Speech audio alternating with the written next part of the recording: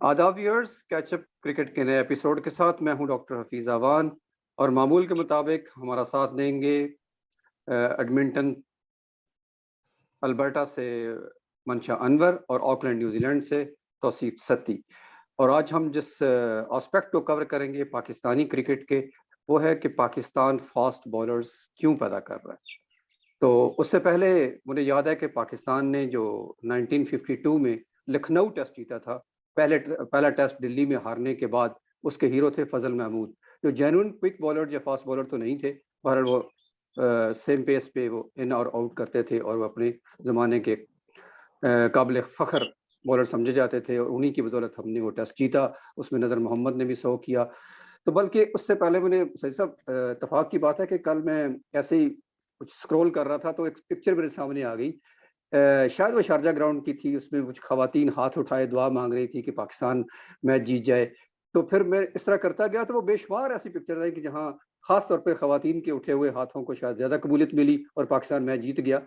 तो उस टॉपिक से मुझे थोड़ा इंटरेस्ट पैदा हुआ कि यार ये आखिर दुआओं का सिलसिला कहाँ से शुरू हुआ था। तो यहाँ से चलते चलते वो मैं लखनऊ टेस्ट तक आ गया। तो जब वो टेस्ट खत्म हुआ लखनऊ वाला 1952 में, तो उसके बाद नज़र मोहम्मद ड्रेसिंग रूम में वापस आए तो तैयारी कर रहे थे जल्दी जल्दी। तो फजल महमूद ने पूछा नज़र मोहम्मद से कि कहाँ जा रहे हैं। तो उन्होंने कहा जी कि मैं मलका गज़ल अख्तरी बेगम अख्तर फैज़ाबादी से मिलने जा रहा हूँ। उन्होंने कहा अच्छा, अगर ये बात है तो मैं भी चलता हूँ साहब। तो दोनों हो लिए साथ वहाँ उनके यहाँ पहुँचे तो उनको बिठाया गया उस रवायात के मुताबिक मेहमान खाने में। तो कुछ देर तक बेगम आई नहीं ना, तो वो थोड़े से परेशान हुए कि पता नहीं शायद हम जल्दी आ गए हैं या जो भी। तो कुछ देर के बाद वो ऐसे कमरे में टहलने लगे। तो उन्होंने देखा कि अचानक नजर पड़ी तो दरवाजा खुला हुआ था, तो सामने बेगम नमाज पढ़ रही। तो खैर नमाज खत्म करने के बाद वो उनके पास आई और उनसे बोली कि तुम दोनों इधर क्या कर रहे हो, तुम्हें तो मैच में होना चाहिए। तो उन्होंने बताया कि जी वो मैच खत्म हो गया और पाकिस्तान मैच जीत गया। तो बेगम ने कहा ओहो, मुझे जितनी खुशी इस मैच की है ना, क्योंकि मैंने रात भर जाग जाग के दुआएं मांगी है। तो इससे हमें ये अंदाजा होता है कि पाकिस्तान के सी जो जीत की दुआओं का सिलसिला है ना, ये बहुत पुराना है, कोई नया नहीं है। फिर उसके बाद उन्होंने नज़र मोहम्मद की फरमाइश पे गज़ल भी सुनाई अपनी, कि बड़ी उनकी दीवाना बनाना है, बड़ी मारूफ गज़ल है उनकी, वो भी सुनाई गई। और फिर बल्कि नज़र मोहम्मद खुद भी बहुत अच्छा गाते थे। फजल महमूद ने अपनी किताब में लिखा है कि वो बहुत अच्छा गाते थे।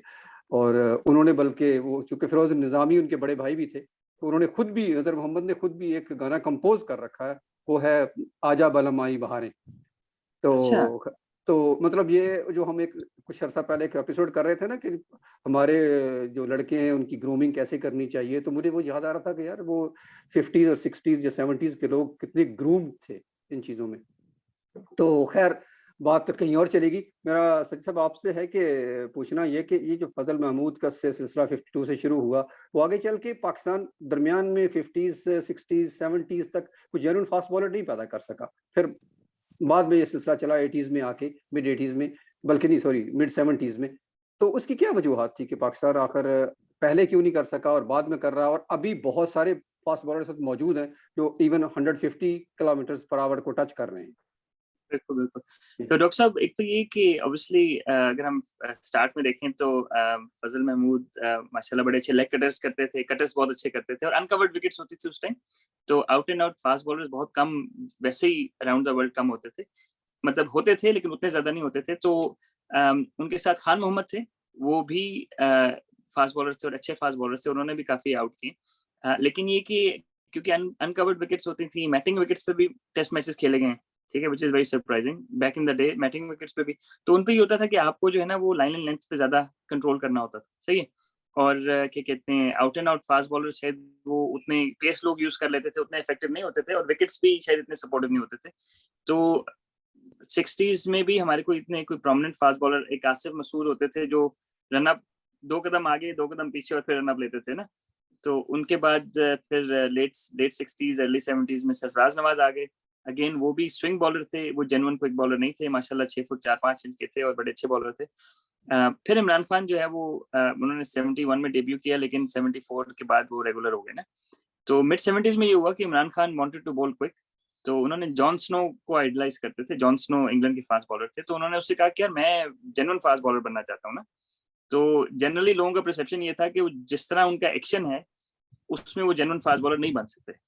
तो इमरान खान ने कहा कोई मसला नहीं, एक्शन चेंज कर लेते हैं क्योंकि इमरान खान पूरे बैट्समैन भी थे, तो he had that luxury of changing altering his action. तो उन्होंने ओवर द विंटर अपना बॉलिंग एक्शन चेंज किया, लोडिंग स्ट्रॉन्ग की, जंप की और फिर फास्ट बॉलिंग शुरू कर दी। तो आई गेस कि इमरान खान ऑल्दो 71 में उन्होंने डेब्यू किया, लेकिन इट वाजंट अंटिल 76-77 कि इमरान खान तेज बॉलर बन गए। हुआ ये कि सिडनी में टेस्ट मैच था और वहां पे इमरान खान ने 12 आउट कर लिए, और तेज तो वो अचानक लोगों को हुआ कि यार ये बंदा कहाँ से आ गया ना, मतलब everyone knew who Imran Khan was, लेकिन नो वन न्यू किया ही वाज दैट क्विक। तो वहां से जब इमरान खान ने 12 आउट किया ऑस्ट्रेलिया में, और ऑस्ट्रेलिया में पाकिस्तान जनरली इतना अच्छा नहीं खेलता, तो एक पाकिस्तानी बॉलर आके 12 आउट कर गया, तो वो हर तरफ खबरें चल गई ना। और इमरान खान माशाल्लाह he was on his prime, काफी खूबसूरत नौजवान थे, तो उनको अटेंशन मीडिया की हर तरफ से अराउंड द वर्ल्ड बहुत ज्यादा मिल गए। तो उससे ये हुआ कि एक तरह से लोग उनको आइडलाइज करने लग गए ना। तो एक तरह से पाकिस्तान के पास genuine fast bowler role model आ गया। रोल तो अगर मॉडल। मंशा भाई की तरफ मैं बॉल फेंकूं, तो मंशा भाई रोल मॉडल्स कितने इंपॉर्टेंट हैं क्रिकेटर्स के लिए? Fast bowlers, batsman, leg spinners, role models कितने इंपॉर्टेंट है, आप क्या कहते हैं? बिल्कुल, बहुत ज्यादा इम्पोर्टेंट है। अगर डॉक्टर साहब आप लोग इजाजत दें तो लास्ट प्रोग्राम में एक थोड़ी सी मिस्टेक जो मुझे बाद में मैसेजेस में पता चला कि कुछ हमने वेस्ट इंडीज की बात की कि वहाँ कुछ यंगस्टर का शौक खत्म हो रहा था, तो वो ज्यादातर बेसबॉल और एथलेटिक, लेकिन वो ज्यादातर बास्केटबॉल में कहना चाह रहा था। अक्सर आप कुछ कहना चाहते हैं और वो अल्फाज आपका साथ नहीं देते। कासमी साहब का मुझे शेर याद आ गया, अगर आपकी इजाजत हो। जरूर जरूर। वो जब तेरा हुक्म मिला तरके मोहब्बत कर दी, दिल मगर उस पे वो धड़का के क़यामत कर दी, क़यामत। तो इससे किस तरह मैं इजहार तमन्ना करता, लफ्ज सूझा तो मानी ने बगावत कर दी। मानी ने बगावत कर दी, वाह। तो मेरा हाल में इतना लेट नहीं हुआ कि अभी मानी ने बगावत की, तो मैं कहा उससे अच्छा, पहले वो मैं एक मिसरा मुझे याद आ गया, वो सादुल्लाह शाह का है, वो तो खैर काफी लंबी गजल है, लेकिन उसमें वही कहा कुछ था, वो कुछ समझा, मुझे कुछ और वाह कहना था। वाह वाह वाह वाह वाह वाह वाह। जबरदस्त। तो ऐसी नोट पे ये सती भाई की बात को आगे करूंगा कि रोल मॉडल कितने जरूरी हैं।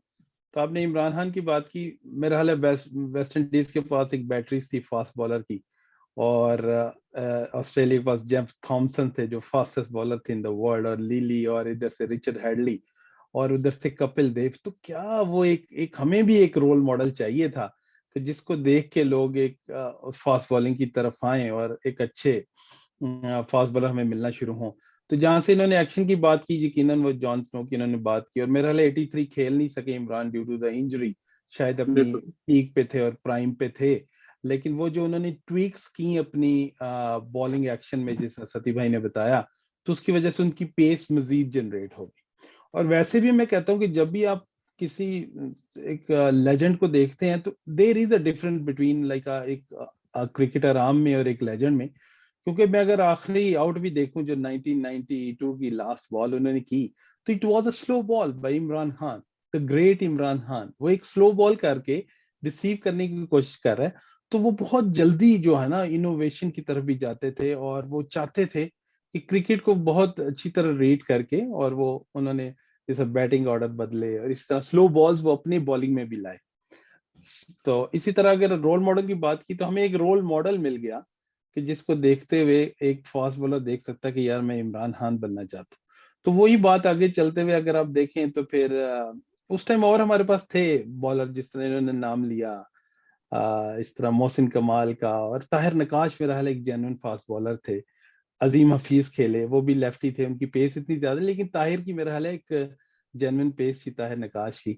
तो इन बिटवीन फिर भी हमें एक एन आउट एंड आउट एक एक मॉडल चाहिए था, और जिस तरह इन्होंने एक उनकी क्रिस्मेटिक किस्म की पर्सनैलिटी है, तो वो भी लोगों को बहुत ज्यादा अट्रैक्ट किया और लोग फास्ट बॉलिंग की तरफ आए। और इसी सिलसिले को अगर आप आगे लेते भी चलें तो फिर हम देखें तो वसीम और वकार, और इस तरह फिर लोगों को रोल मॉडल मिलते ही चले गए, बेशक वो शुएब हो।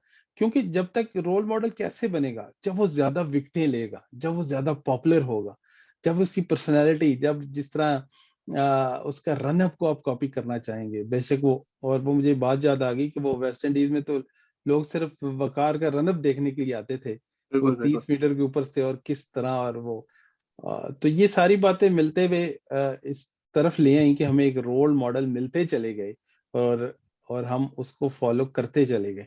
तो रोल मॉडल मेरे ख्याल इसलिए बहुत इंपॉर्टेंट, क्यों डॉक्टर साहब?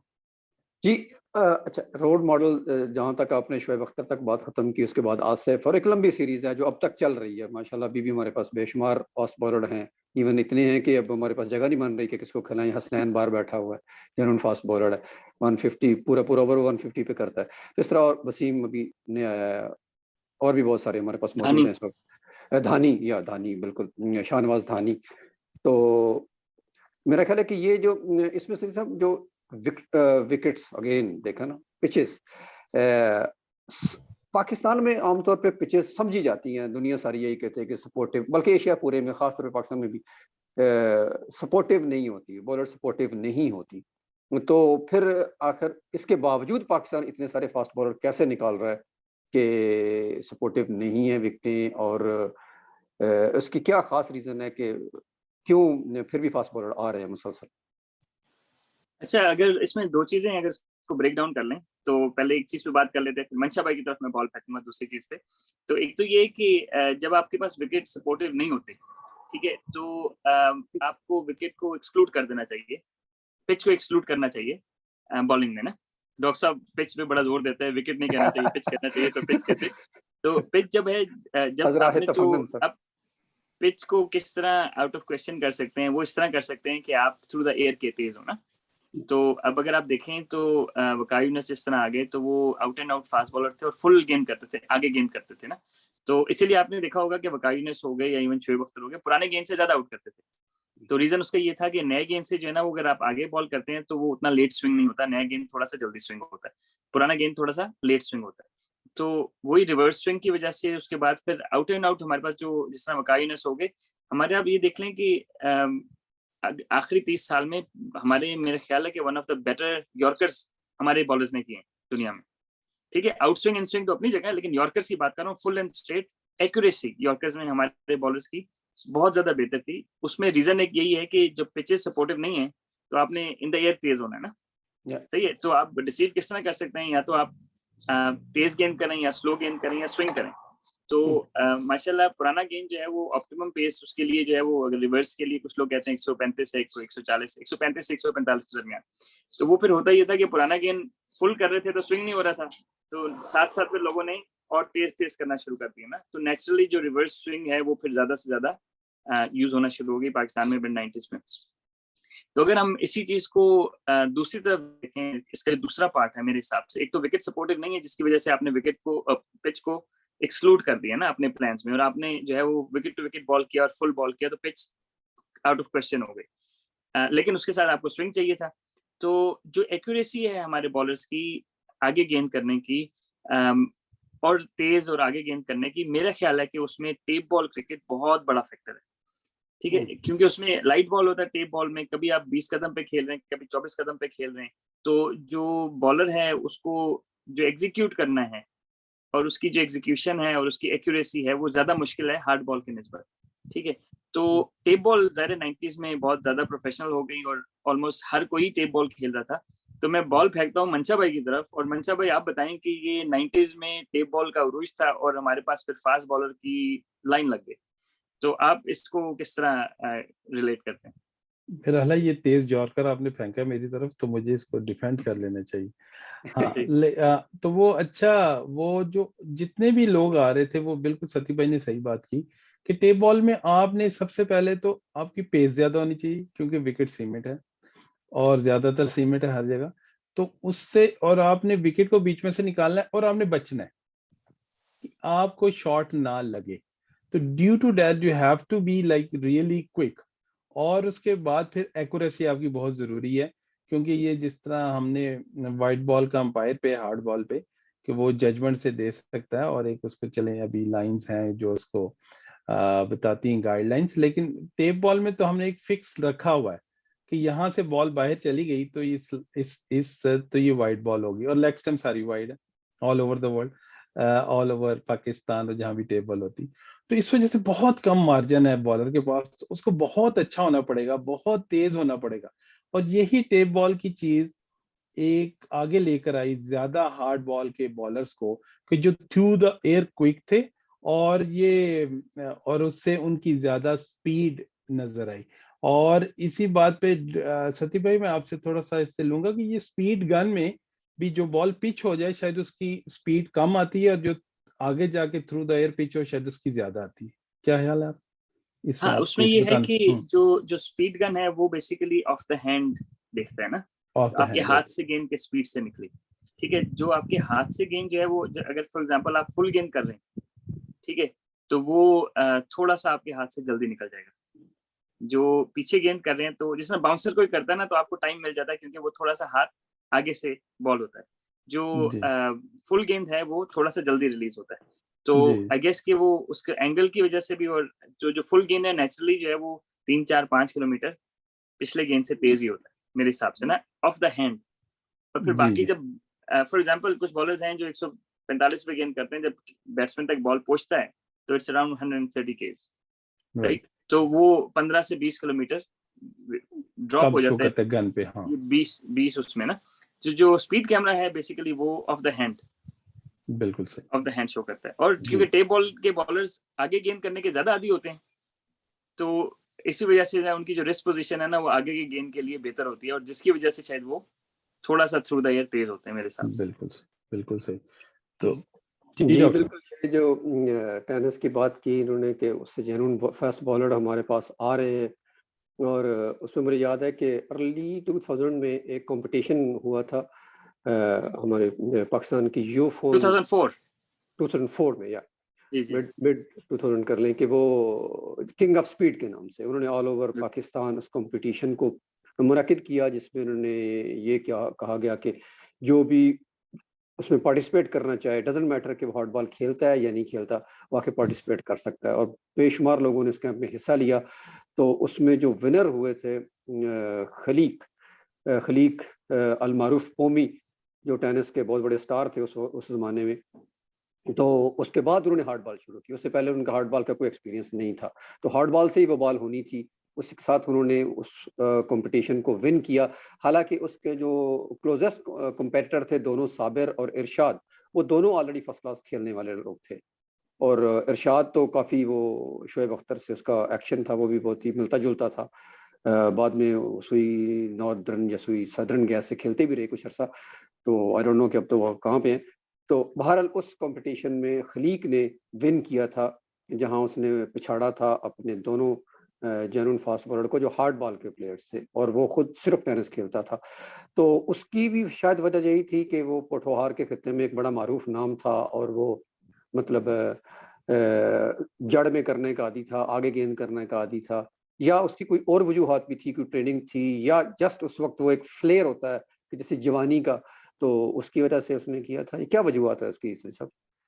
अच्छा, ये तो उसमें ये मेरा कि हाल है सॉरी मैं सती चलो भाई, बात एक पूरा हम तो वो पोमी को लेके उसी से पूछेंगे कि ये पूरा प्रोग्राम क्या ख्याल है सती भाई?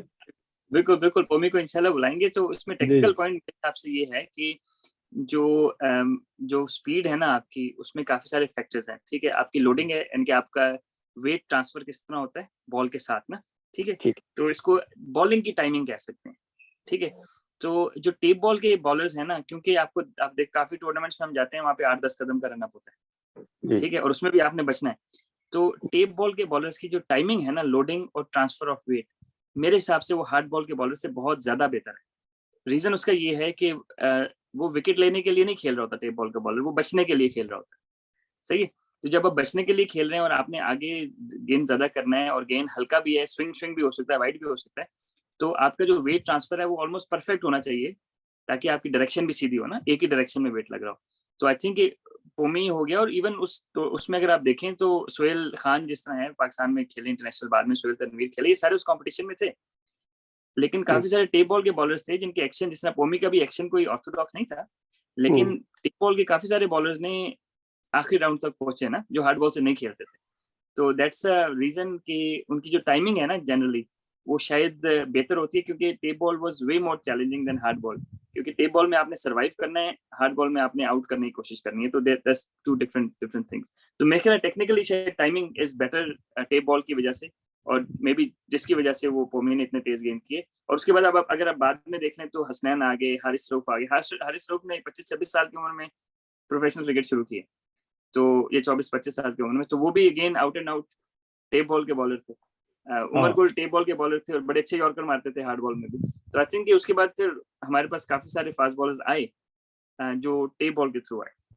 बिल्कुल, और ये पीछे हम शायद नाम लेना जरूरी समझता हूँ, जाहिद हमारे पास बहुत अच्छे, मोहम्मद जाहिद और आमिर नजीर, और ये मेरे हाल ये बहुत बड़े टैलेंट थे। और ये उसी रोल मॉडल सिलसिले से आए कि वो रोल मॉडल था हमारे पास इमरान, और फिर वसीम और वकार को देखते हुए।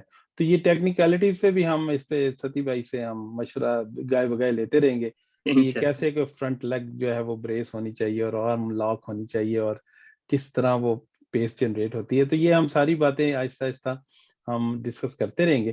तो डॉक्टर साहब क्या ख्याल है आज का, सती भाई आज का प्रोग्राम अगर हम, डॉक्टर साहब जी सर बिल्कुल। आज हम अपने प्रोग्राम का अख्ताम करते हैं इसी बात पर कि पाकिस्तान फास्ट बॉलर जनरेट करता रहेगा और हमें एंटरटेनमेंट मिलती रहेगी। और पाकिस्तान टीम बल्कि इस आखिरी खबर के साथ, नोट के साथ भी और खबर के साथ भी कि पाकिस्तान ने रात अंडर 19 एशियन कप का जो मैच था इंडिया के खिलाफ, वो लास्ट बॉल पे विन किया। बहुत ही थ्रिलर था, मैं देख रहा था उस मैच को, तो उसी तरह की धड़कनें थी जिस तरह हम किसी भी मैच भी पाकिस्तान इंडिया की होती हैं। डॉक्टर साहब उसमें तो जो है ये बैट इस्तेमाल हुआ है, एरन के बैट नजर आ रहा है कि नहीं आ रहा? जो आखिरी शॉट है ना, आखिरी शॉट जो है ना जिस बंदे ने, अहमद खान ने मारी थी, अहमद खान ने मारी आखिरी शॉट। जी बिल्कुल, अहमद खान ही हीरो थे। उन्होंने ये बैट इस्तेमाल किया टैज मार्कोर का। ओह वाह वाह वाह, ये तो फिर हमारे लिए सर डबल खुशी का मकाम है। ये मैंने खैर नोट नहीं किया, लेकिन अहमद खान ने लास्ट विनिंग शॉट मारी 4 रन की, तो मैच बहुत ही क्रूशल हो गया था। बहरहाल पाकिस्तान। डॉक्टर साहब एक छोटी सी बात मैं ऐड करता चलूं। हाँ, तो फिर हम इंतजाम करते हैं कि वो हमारे टेस्ट क्रिकेटर आबिद अली जो है उनकी तबीयत का कुछ जो इशू था, तो हम दुआ गो हैं बिल्कुल बिल्कुल सेहत याबी के लिए, और सब लोगों से भी ये इल्तमास करते हैं कि वो भी उनके लिए दुआ करें। जी जी बिल्कुल बिल्कुल, जरूर सर। ठीक है सर, इसके साथ ही आज का एपिसोड खत्म करते हैं और इंशाल्लाह बहुत जल्द नए एपिसोड में मुलाकात होगी। तब तक के लिए अल्लाह हाफिज। अल्लाह हाफिज।